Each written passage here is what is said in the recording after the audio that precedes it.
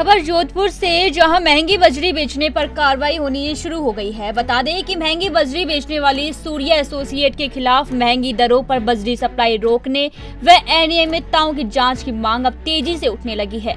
भवन निर्माण संगठनों से जुड़े लोगों की ओर से जोधपुर जिला कलेक्टर कार्यालय के बाहर 3 दिन से धरना प्रदर्शन कर रहे हैं। राष्ट्रीय लोकतांत्रिक पार्टी के बाद बीजेपी का साथ भी मिल गया है। 3 दिनों से भारी तूफान और बरसात के बीच सूरसागर से बीजेपी विधायक सूर्यकांता व्यास धरना स्थल पर पहुंची, जहां उन्होंने मीडिया से बातचीत में बताया कि 6,000 रुपए में बिकने वाली बजरी का डंपर अब 40,000 रुपए में बेचा जा रहा है। यह पूरे राजस्थान की पीड़ा है। मुख्यमंत्री अशोक गहलोत जोधपुर के हैं, ऐसे में जोधपुर में सस्ती बजरी की मांग एवं रॉयल्टी ठेकेदार का ठेका निरस्त करने की मांग पर धरना प्रदर्शन चलना दुर्भाग्य की बात है। वह आज ही मुख्यमंत्री गहलोत से बात करेंगी। यदि जल्द ही बजरी सप्लाई यूनियन, भवन निर्माण यूनियन और मजदूरों की मांगे नहीं मानी गई तो वह धरना स्थल पर बैठकर खुद बैठेंगी और धरना देंगी और धरना दे रहे संगठनों की पत्नियों को प्रदर्शन स्थल पर बुलाकर उनका साथ देगी। वहीं बजरी सप्लाई यूनियन के अध्यक्ष राज बाबल एवं मारवाड़ कंस्ट्रक्शन भवन निर्माण यूनियन के अध्यक्ष दयाल राम प्रजापत ने रॉयल्टी ठेकेदार फर्म सूर्या एसोसिएट की अनियमितताओं से भरी दादागिरी की जांच करने, सस्ती बजरी की मांग पर राजस्थान सरकार की हठधर्मिता की आलोचना कर जल्द न्याय दिलाने की मांग की है। आपको बता दें कि पिछले करीब 1 माह से जोधपुर शहर में बजरी सप्लाई की हड़ताल चलने से भवन निर्माण कार्य ठप पड़े हैं और मजदूर काम को तरस रहे हैं। छोटी छोटी लीजें देते हैं ताकि ये सारे अपना काम करते रहें। क्या है कि एक आदमी का ठेका नहीं होना चाहिए। एक आदमी का ठेका होने से वो अपना आप को समझता है जो मैं हूँ। नहीं, अशोक जी राजस्थान का सीएम तो है मगर हमारे जोधपुर का है।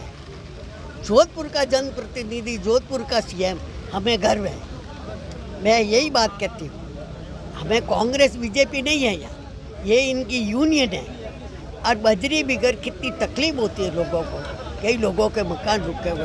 अब आप समझो, जैसे इन्होंने बताया कि 6,000 का 40,000 गाड़ी के लगते हैं, आधी नहीं, चौगुना फर्क हो गया है। गरीब आदमी का क्या होगा, कैसे मकान बनावेला? तो ये तो अशोक जी को खुद को सोचना चाहिए। अशोक जी खुद उदारवादी है, अखबारों में खूब आता है कि आज उसको वो चेक दिए, वो दिए। कहाँ चेक दिए भाई? ये तो जनता तो ऐसे बैठी है, क्या चेक दिए इनको? तो ये बजरी का काम नहीं है क्या? ये भी तो काम ही है, लेबर का काम है, लेबर का मजदूर का। इसमें लेबर है। मैं इनके साथ हूँ और इनको ये कह दिया है कि तेरे कोई सब कमारा नहीं हो, सब पन्नियोड़ा हो, सब लुगियों लाना बैठूला। और देखो कैसे नहीं, हर टाइम अशोक जी को यहाँ के चीफ मिनिस्टर है, जनता के लिए सोचे, जनता के लिए। इस वक्त हम खड़े हैं जोधपुर जिला कलेक्टर कार्यालय के बाहर और आप देख सकते हैं कि जिस तरह से विपर्जॉय तूफान का कहर जोधपुर में इस तरह से बरप रहा है। कल से लगातार जिस तरह से बारिश हो रही है और आज जोधपुर के अंदर रेड अलर्ट जारी कर रखा। कल येलो अलर्ट था, इसके बावजूद आज रेड अलर्ट है और लोग डटे हुए हैं इनकी यूनियन की मांग को लेकर। जिस तरह से ये अन्याय हो रहा है इनके साथ में, ये न्याय के लिए लड़ रहे हैं। इस बारिश के अंदर भी मजदूर वर्ग के लोग हैं, जो भवन निर्माण के यूनियन के ठेकेदार हैं, उनके साथी लोग हैं, मजदूर वर्ग है और बजरी यूनियन के लोग हैं, लगातार डटे हुए हैं। और बताया जा रहा है कि कल जिला कलेक्टर के साथ इनकी एक वार्ता भी हुई थी जो विफल रही है और अब माइनिंग एडीएम के साथ इनकी वार्ता चल रही है। अब देखना होगा कि कब तक इनका समझौता होता है, लेकिन इस बीच में हम बात करेंगे यूनियन के लोगों से, ये क्या कह रहे हैं। अभी तक जिस तरह से कल कलेक्टर के साथ जो वार्ता हुई उससे कितना संतुष्ट है, हम पहले बात करते हैं बजरी यूनियन के जो है राज बाबल हमारे साथ, उनसे बात करते हैं कि कल जो जिला कलेक्टर के साथ वार्ता हुई थी ये कितने संतुष्ट है, बताएं साहब। कलेक्टर साहब से वार्ता से हम संतुष्ट ऐसे नहीं है।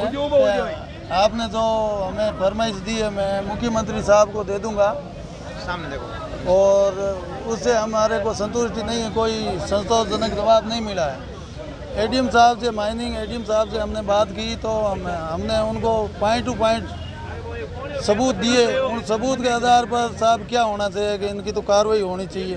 तो हमने धरना दिया तो 6,000 स्टॉक की अवैध घोषित कैसे हुआ, बाकी का लीगल कैसे हुआ, कि इसके रवाना कटे हुए हैं। तो रवाना के हमने सौजत अहमद साहब को व्हाट्सएप से भेजे, 420 हो रहा था, 1-1 मिनट से रवाने निकल रहे थे, तो उस पर क्या कार्रवाई हुई? तो अहमद साहब को फ़ोन लगाया तो उस पर तो मैंने नोटिस दे रखा है। तो हमने बोला ये रवाना की जांच करके पूरा स्टॉक 100% अवैध है, उसको सीज करके और उस पर प्लेंटी लगाई जाए और इस ठेकेदार को जोधपुर से भगाया जाए। पाली रोइट में, भागरी में और ये अपने सालोड़ी में, बेटंडा में और खारी में अवैध रूप से जो स्टॉक किया है उसकी जांच उस स्तरीय होनी चाहिए और इस ठेकेदार से राजस्व की वसूली करनी चाहिए और छोटे लीज धारक को वो स्टॉक नीलाम करके उनको बेच देना चाहिए जो वो आपने रॉयल्टी दे। सबसे बड़ी बात है, यदि आप जिस तरह से इस विपर्जोय तूफान के अंदर भी सड़क पर बैठे हो, कलेक्ट्रेट के सामने हो, यदि अब आप एडीएम माइनिंग से आपकी वार्ता चल रही है और उसके अंदर भी जिस तरह से समाधान मान लो नहीं होता या हो जाता है, तो आपका आगे का रुख क्या रहेगा अभी इस आंदोलन में? हमारे आगे का रुख ये रहेगा, पहले तो इस ठेकेदार को ब्लैक लिस्ट घोषित करके ठेका निरस्त करें। जोधपुर पाली संभाग से होना तो पूरे राजस्थान में से है। हमारे नज़रों में जितने सबूत हमारे हाथ लगे हुए हैं, कार्रवाई ऐसी बनती है कि ये ठेकेदार ब्लैक लिस्ट हो और इसको ठेका निरस्त करके यहाँ से भगा देना चाहिए।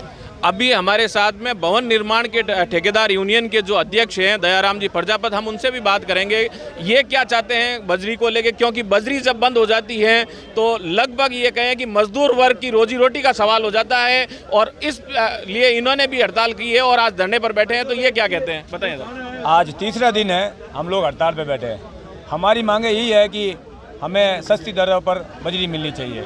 अब ये नदी के अंदर पड़ा हुआ बजरी की रेट अभी 550 रुपये हमें वसूल कर रहे हैं, उसके बाद में भाड़ा हो जाता है, भराई हो जाती है और रॉयल्टी हो जाती है। ये आते आते हमारे साइड पर अगर झालामन चौराहे पे है तो वहाँ पर 25,000 है, अगर महा मंदिर यहाँ लाए तो हम 30,000 के आसपास बजरी आती है।